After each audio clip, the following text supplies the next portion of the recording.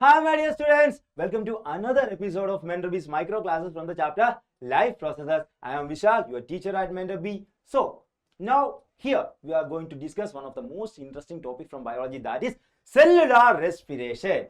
So some of you may find this topic little bit difficult, but I assure you that after this micro class you will find this topic easier. So what is cellular respiration?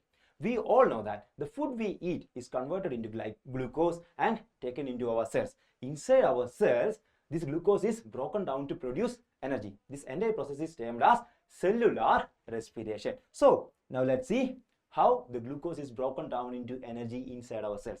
First of all, glucose, which is a 6-carbon molecule, is converted into pyruvate, which is a 3-carbon molecule, and this process takes place inside the cytoplasm.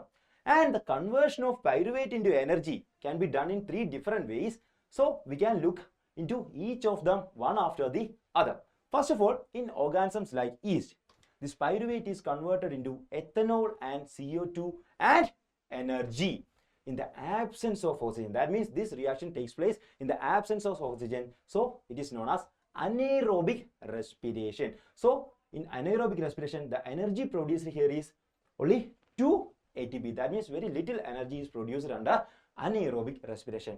And another method of breaking down of pyruvate is that which takes place in mitochondria. In the presence of oxygen inside mitochondria, the pyruvate is converted into CO2 plus water plus energy. Here there is the presence of oxygen. That means this process takes place in the presence of oxygen. So it is known as aerobic respiration, and in aerobic respiration energy produced is much larger than that in anaerobic respiration. See, as we see here, only 2 ATP molecules is produced under anaerobic respiration, while 30 to 32 ATP molecules are produced under aerobic respiration. So that's the difference between energy production under aerobic and anaerobic respiration.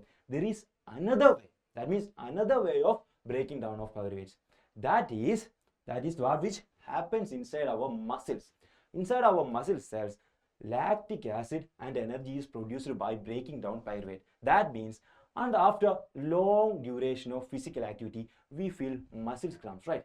So these muscle cramps are mainly because of the piling up of lactic acid inside our muscles. So the pyruvate is broken down into lactic acid, which is a 3-carbon molecule, and energy, in where the oxygen is insufficient inside our muscles. Whenever the oxygen goes insufficient inside our muscles, this pyruvate is broken down into lactic acid and energy. This piling up of lactic acid causes muscle cramps after long duration of physical activity. So these are the three different ways under which the pyruvate is broken down into energy. That means the glucose is first broken down into pyruvate and then it is broken down into energy. So that's it for now. Subscribe for more videos like this. Have a nice day. Happy learning. സാധാരണ പരീക്ഷയ്ക്കെന്തിന് സാധാരണ tuition Cbse board എക്സാമിന് ഒരുങ്ങാം mentor ബിയോടൊപ്പം exam killer 2.0 crash course for Cbse class 10 and 12. പങ്കെടുത്ത 80% കുട്ടികളെയും Cbse board എക്സാമിന് 90% മുകളിൽ mark നേടി വിജയിക്കാൻ സഹായിച്ച മെന്റർ ബിയുടെ ഏറ്റവും special exam killer batch. Four admissions contact mentor B 9207 449933.